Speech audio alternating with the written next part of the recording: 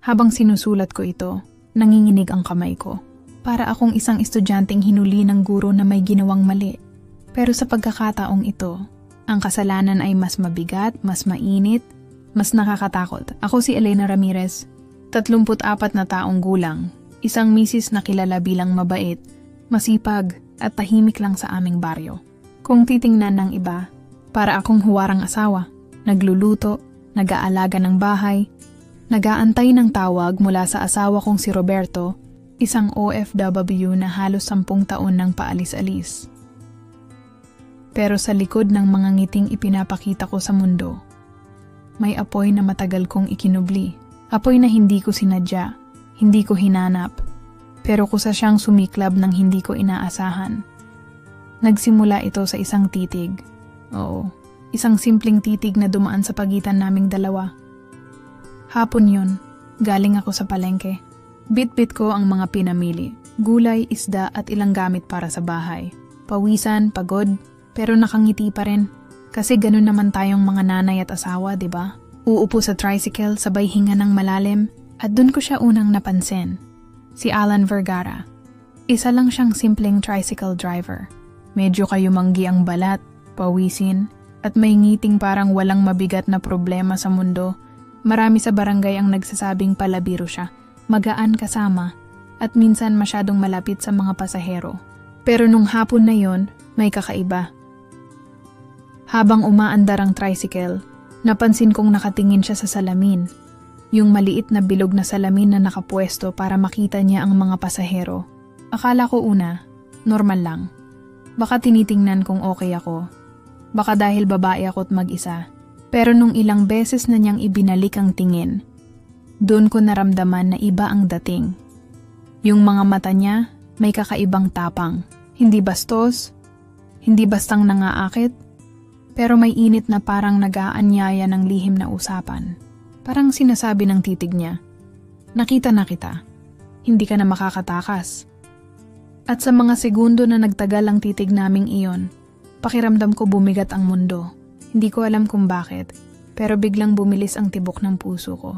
Parang may kumurot sa loob ng dibdib ko, at ramdam kong nanginginit ang pisngi ko kahit walang nakatingin. Ma'am, dito po ba ang babaan niyo? Tanong niya. Nabigla ako, para akong naalimpungatan. Saglit akong napatitig pa rin sa kanya bago ko napilitang sumagot. Oo, dito lang, sa may kanto. Nakangiti siya habang humihinto ang tricycle, at bago ako bumaba, sumulyap ulit siya sa akin. Hindi na iyon titig ng simpleng driver sa pasahero. May mensahe, may bigat, may lihim, umuwi akong magulo ang isip. Akala ko simpleng aksidente lang. Pero ilang araw, ilang linggo ang lumipas, paulit-ulit ko siyang nakikita. At paulit-ulit din niyang ibinabalik ang titig na iyon. Ito ang lihim na gustong ko mawala. Yung init na dala ng mga titig, yung kilig na bawal pero nararamdaman ko. At yung kaba na parang bawat oras, may mahuhulog na bigat mula sa langit. Ngayon ko lang nasabi, ngayon ko lang nailabas. Kasi baka kapag hindi ko pa ito ikinuwento, tuluyan akong lamunin ng bigat nito. Pero sa pag-amin ko alam kong may presyo at hindi ko alam kung handa akong bayaran iyon. Hindi ko malilimutan ang gabing iyon. Hanggang ngayon parang sariwa pa rin ang bawat detalye. Ang hangin, ang lamig ng gabi, at ang init ng mga titig na nagtagpo. Kung may gabi mang nagbago sa akin bilang asawa at bilang babae, iyon ang gabing iyon. Simple lang ang simula. Galing ako noon sa pagtitipon sa kapilya. Nagkayayaan ang mga kapitbahay. At dahil madilim na, kailangan ko ng masasakyan pa uwi. At sino pa ba ang nakatambay sa kanto kundi si Alan? Hawak ang manibela ng kanyang tricycle, parang naghihintay. Ma'am Elena, sakay ka na, ihahatid na kita. Gabi na. Sabay ngiti na parang may kasamang lihim na biro. Pumayag ako. Kahit ramdam ko ang kaba sa dibdib. Umupo ako sa loob, at habang umaandar ang tricycle sa madilim na daan, ang katahimikan ng paligid ay lalo lang nagpalakas ng tibok ng puso ko. Tanging ugong ng makina at hampas ng hangin ang maririnig, hanggang bigla siyang nagsalita, mahina pero malinaw.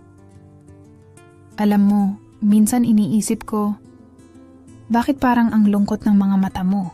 Parang bigla akong natulala. Hindi ko alam kung paano siya nagkaroon ng tapang itanong iyon. Pero mas lalo akong natakot kasi nahuli niya.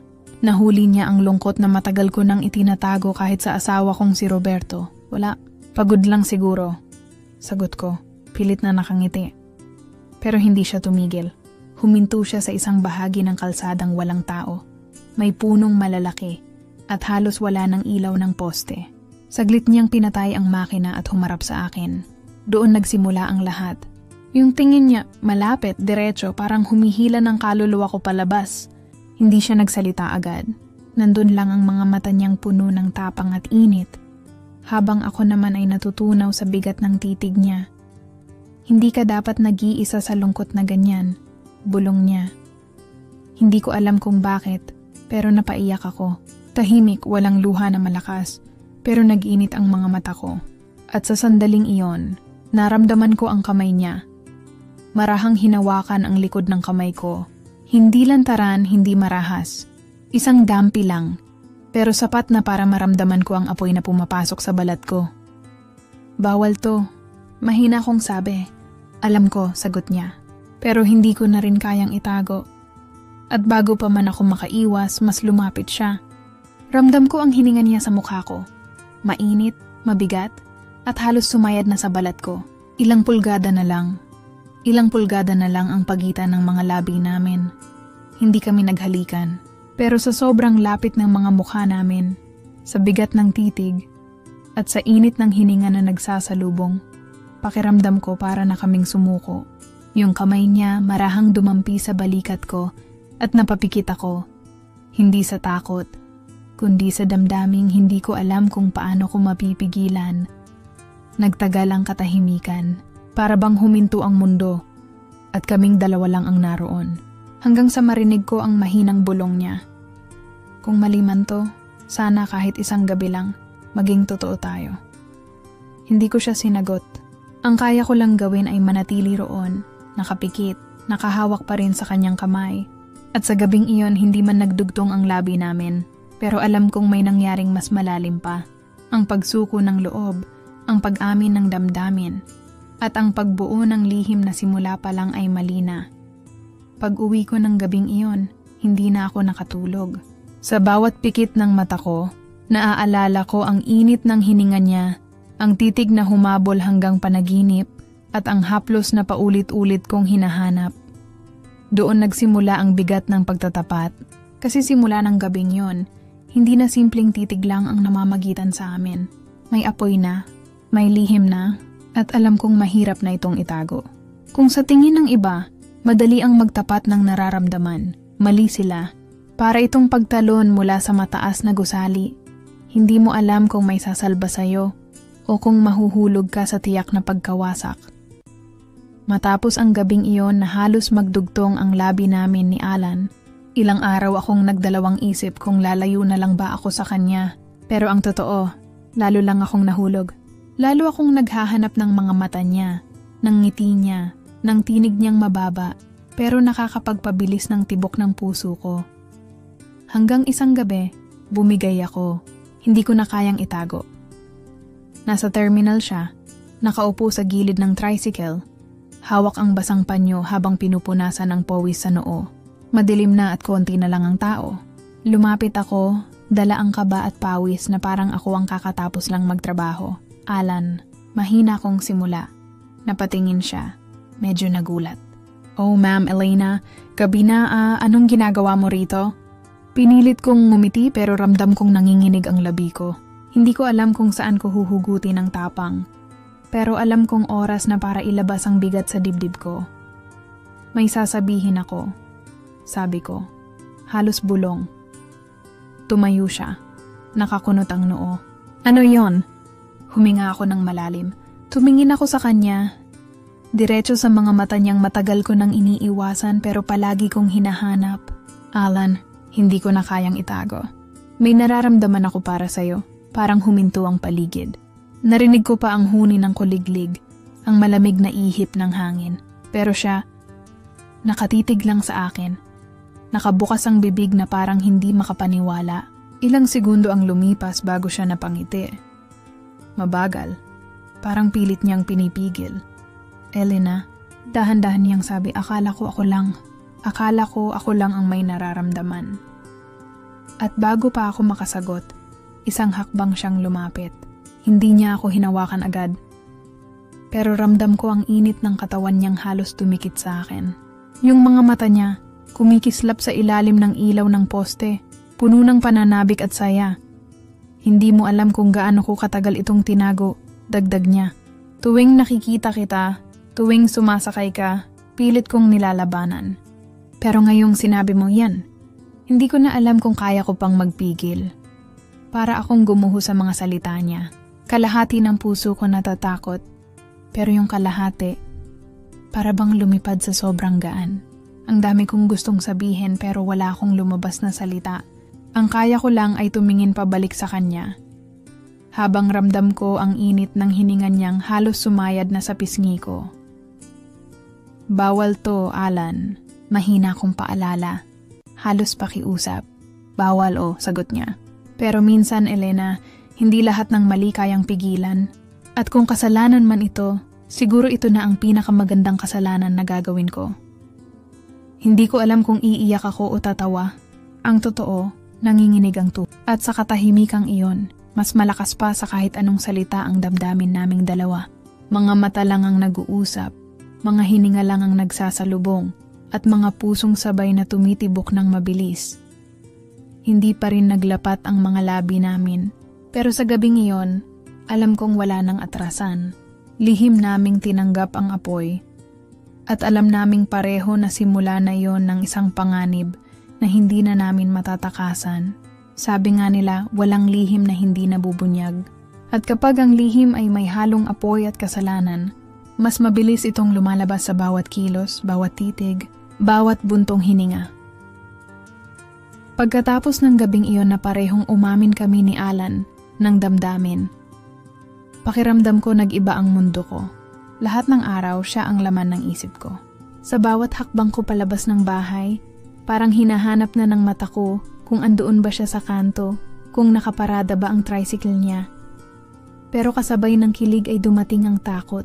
Sa bawat saglit na nagtatama ang mga mata namin sa kalsada, pakiramdam ko may ibang matang nanunood. Sa bawat ngiting pinipilit kong pigilan, may kaba na baka may makahalata at hindi nga ako nagkamali. Len, may problema ka ba? Tanong ni Clara, ang matalik kong kaibigan. Isang gabi habang sabay kaming naglalakad pa uwi galing tindahan. Ha? Wala naman. Mabilis kong sagot, sabay pilit na tawa. Pero alam kong hindi siya naniniwala. Sanay na siya sa akin. Kilalang kilala niya ang bawat timpla ng boses ko. Bawat galaw ng katawan ko. Kung wala, bakit parang lutang ka lagi? Lagi kang tulala. Tapos kapag dumadaan yung tricycle ni Alan, napapansin mo bang bigla kang nananahimik? Parang binuhusan ako ng malamig na tubig. Napahinto ako at mabilis kong itinanggi. Clara naman, masyado ka lang mapag-obserba. Ngunit sa loob ko, kinabahan ako. Kung si Clara na pinakamalapit sa akin ay nakapansin na, paano pa ang iba? Dumaan ang mga araw, at lalo lang akong hindi mapakali. Sa gabing hindi ako makatulog, paulit-ulit kong iniisip, paano kung may makakita? Paano kung may makapansin na hindi lang basta pasahero ang tingin ko kay Alan? Minsan sa palengke, aksidente kaming nagkatinginan. Saglit lang pero sapat na para maramdaman kong namula ang pisngi ko. Ramdam ko ring may dalawang tindera na biglang natahimik, parang may napansin. Napayuko ako at dali-daling umalis.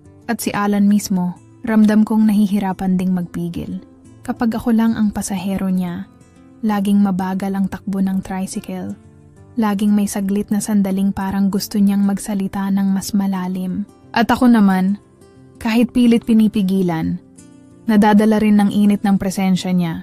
Totoo pala yung sinasabi nila. Mas lalo kang nagiging halata kapag pilit mong tinatago. Isang gabi, habang nagkukwento si Roberto sa telepono mula abroad, halos hindi ko siya maintindihan. Ang isip ko lumilipad, bumabalik kay Alan. At nung tanungin niya ako, Len, nakikinig ka ba? Ang tanging nasabi ko lang ay, sorry, pagod lang. Pero sa totoo lang, Hindi pagod ang dahilan. Gabi-gabi akong gising. Gising sa alaala ng mga titig, ng hininga, ng mga salitang bawal naming banggitin pero damang-dama naming pareho. At habang tumatagal, mas lumalaki ang panganib. Hindi lang dahil sa posibilidad na mabuking, kundi dahil unti-unti nang kinakalawang ang konsensya ko. Hanggang kailan natin kayang itago to? Minsan tanong ko kay Alan habang sumasakay ako. Mahina at halos bulong lang. Ngumiti siya, pero sa mata niya, may halong kaba rin. Hanggang kaya natin, Elena. Hanggang hindi pa tayo nahuhuli. At doon ko na-realize, ang pagmamahal na bawal ay parang apoy. Kahit anong pagtakip, kahit anong pagpigil, lumalabas at lumalabas pa rin ang usok. At kapag naamoy ng iba ang usok, mahirap nang itanggi na may nasusunog sa loob. Gabi na naman, tahimik ang buong bahay. Tanging tiktak ng orasan at mahinang ugong ng bentilador ang kasama ko. Si Roberto nasa malayo pa rin at ako mag-isa dito, nakahiga pero hindi makatulog. Parang pelikula ang utak ko. Paulit-ulit na umaandar ang mga eksena naming dalawa ni Alan. Yung mga mata niya na parang humahabol kahit nakapikit ako. Yung hininga niyang halos dumampi sa balat ko at yung dampi ng kamay niya na hindi ko na makalimutan kahit pilit kong burahin. Tama ba ang lahat ng ito? Ilang beses ko nang tinanong sa sarili ko pero wala pa rin akong masagot. Ang alam ko lang, sa tuwing naiisip ko siya, may apoy na hindi kayang patayin ng kahit anong dasal o luha. At sa tuwing sinusubukan kong kalimutan, mas lalo lang siyang lumalapit sa isip at puso ko. Naaalala ko pa, minsang sumakay ako sa tricycle niya. Hindi kami nag-usap, tahimik lang. Pero sa bawat segundo na naroon ako, pakiramdam ko nasa piling na ako ng isang taong nakakaintindi sa mga lungkot na hindi ko masabi kahit kanino. Hindi niya kailangang magsalita. Yung presensya lang niya sapat na para gumaan ang bigat na pasan ko. At dito ko naisip, baka iyon ang dahilan kung bakit ako bumigay. Baka dahil sa dami ng taon na mag-isa kong kinaya ang lahat. Ang katahimikan, ang pag-aantay, ang malamig na linya ng telepono mula kay Roberto, naghanap ang puso ko ng init. Pero hindi ba't kasalanan pa rin? Hindi ba't pagtataksil pa rin ang kahit anong nararamdaman ko para kay Alan? Pumikit ako at sa loob-loob ko, narinig ko ang dalawang tinig. Isang tinig na nagsasabing, Elena, ito na ang kalayaan mo. Matagal ka nang nakakulong sa isang relasyon na kulang. Sa piling ni Alan, buhay ka ulit. At isang tinig na mas malakas. Pero Elena, ito na rin ang simula ng pagkawasak mo. Pamilya mo, pangalan mo, lahat mawawala kapag hindi mo pinigilan. Napaiyak ako, hindi yung hagulgol, kundi yung luha na tahimik lang dumadaloy sa gilid ng mata. Sa bawat patak dala ang takot, ang guilt, pero kasabay din ang init na hindi ko kayang itanggi. Naalala ko ang yakap ni Alan noong isang gabi. Hindi buong yakap, kundi yung pagkakalapit ng braso niya sa balikat ko. Maliit na sandali, pero pakiramdam ko ligtas ako. Para bang dun ko lang muling naramdaman na babae ako, hindi lang misis na naghihintay at nag-aalaga. At habang nakahiga, tinanong ko ang sarili ko, kalayaan ba ang pag-amin na ito? O simula na ng pagkaguho ng lahat ng meron ako? Hindi ko alam ang sagot, pero ang alam ko ay mahirap na akong bumalik sa dati. Kasi sa puso ko, kahit bawal, may isang pangalan na hindi ko na kayang burahin. At iyon ay si Alan. Akala ko ako lang ang may lihim. Akala ko ako lang ang lumilihis, ako lang ang natutokso. Pero nitong mga nakaraang araw, may natuklasan akong mas masakit, mas malalim kaysa sa lahat ng iniingatan kong sikreto. Si Roberto, ang asawa kong inaasahan kong tapat at buo ang pagmamahal ay may iba pala sa abroad, nalaman ko ito ng aksidenteng naiwan niya ang cellphone na ginagamit sa online chat. Isang gabi, habang sinusubukan kong tawagan siya, lumabas ang isang notification, isang pangalan ng babaeng hindi ko kilala, at sa lakas ng tibok ng puso ko, binuksan ko yon. Miss you na, love. Soon tayo na lang. Wala nang distance. Parang tinamaan ako ng kidlat sa dibdib. Ang sakit. Ang lalaking pinagkatiwalaan ko. Iniwan ko ang lahat para mahalin. Siya rin pala ang unti-unting naglalayo sa akin. At doon ko mas lalo pang naintindihan kung bakit bumigay ako kay Alan. Kung bakit naging mahina ako.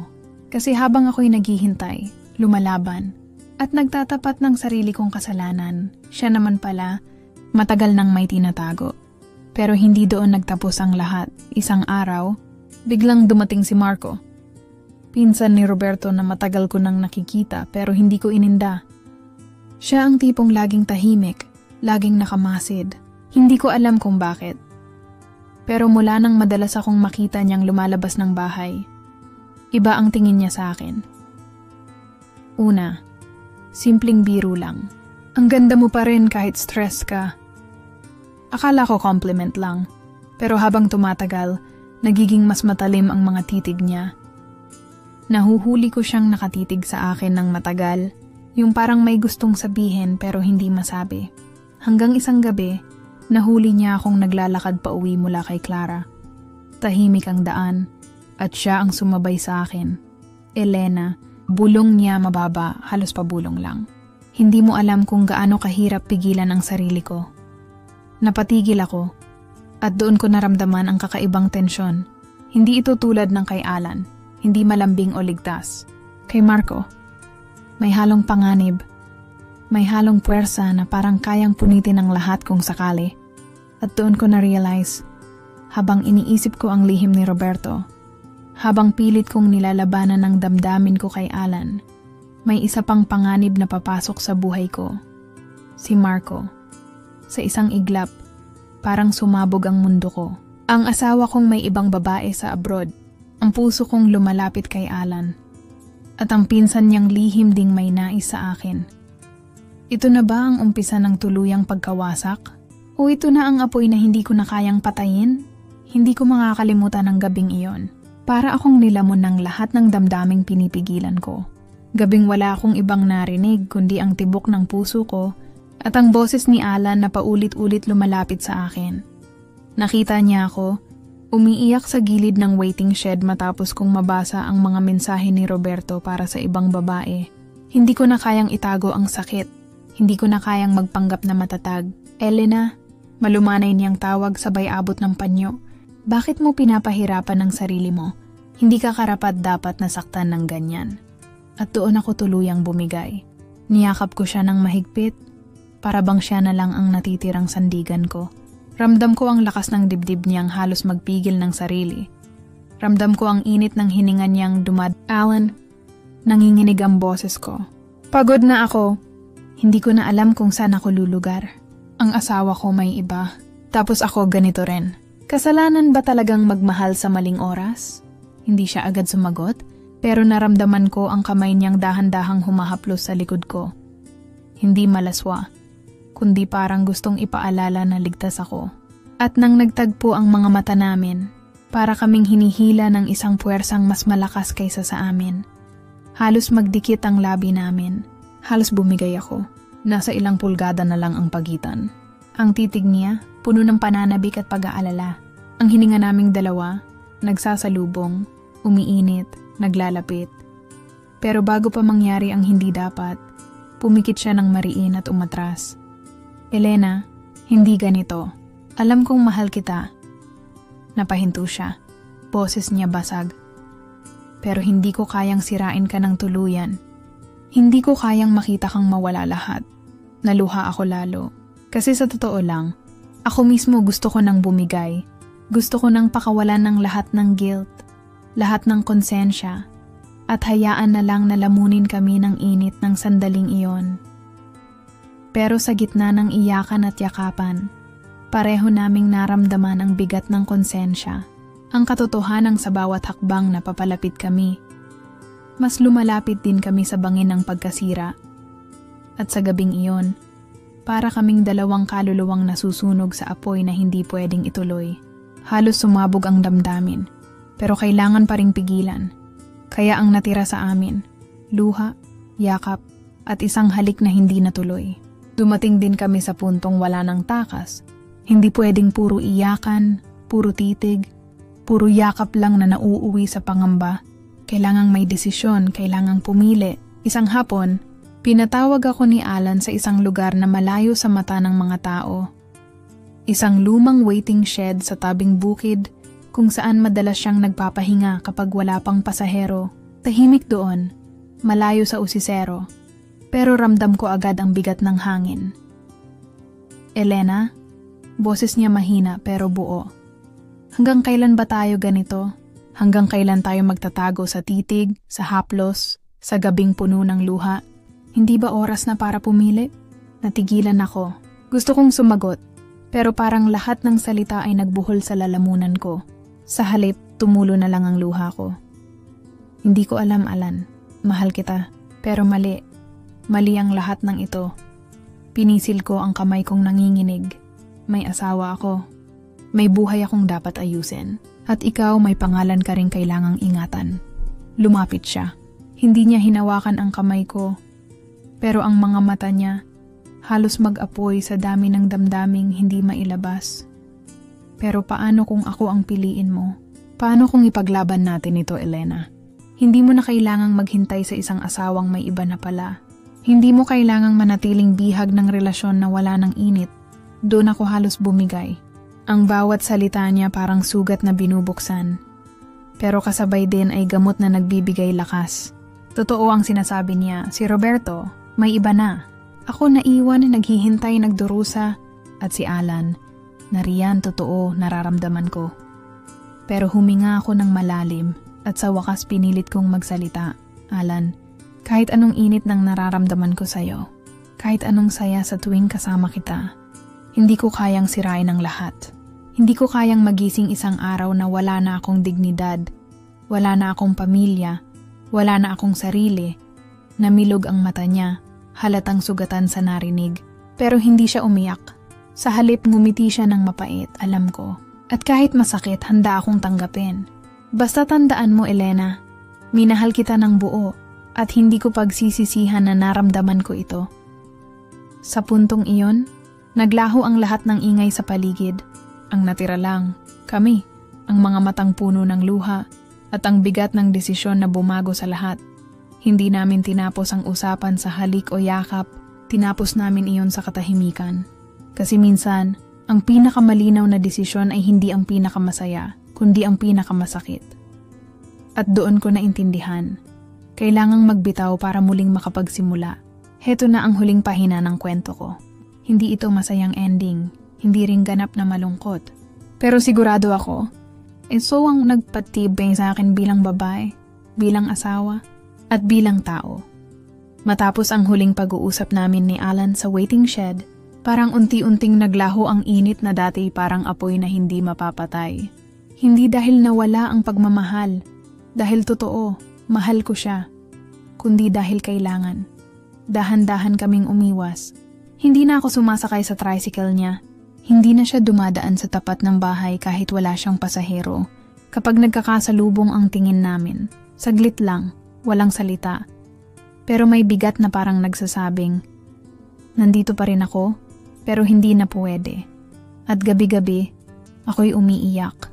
Hindi dahil sa pagsisisi, kundi dahil sa alaala ng tamis na kailangan kong isuko. Nariyan pa rin sa isip ko yung yakap niya. Yung mga gabing kami lang ang may alam. Pero kailangan kong piliin ang katahimikan kaysa sa apoy na baka lumamon sa akin at sa lahat ng meron ako. Samantala, si Roberto, hindi ko alam kung saan kami patutungo. Nalaman kong may iba siya. Pero pinili kong huwag na lang banggain pa ang lahat. Sa halip, pinili kong manahimik, maghintay at ayusin kung ano ang kaya pang ayusin. Hindi dahil mahal ko pa siya gaya ng dati, kundi dahil iyon ang mas madaling daan kaysa sirain ang lahat. Si Marco, unti-unting nawala rin. Siguro naramdaman niyang hindi ko siya papayagan pumasok sa buhay kong magulo na. At marahil iyon na ang huling kabutihan na naibigay ko sa sarili ko. Ang hindi nadagdagan ng sugat. Ngayon, habang sinusulat ko ito, ramdam ko pa rin ang pait at tamis ng lahat ng nangyari. At naiwan ako sa isang tanong na paulit-ulit na bumabalik tuwing tahimik ang gabi. Kapag ang pagmamahal ay parehong tama at mali, alin ba ang pipiliin? Ang apoy ng damdamin? O ang kapayapaan ng konsensya? Siguro wala talagang tamang sagot. Kasi sa huli, Lahat ng desisyon may kapalit, may sugat, at may alaala. At ang sa akin, isang alaala ng isang pagmamahal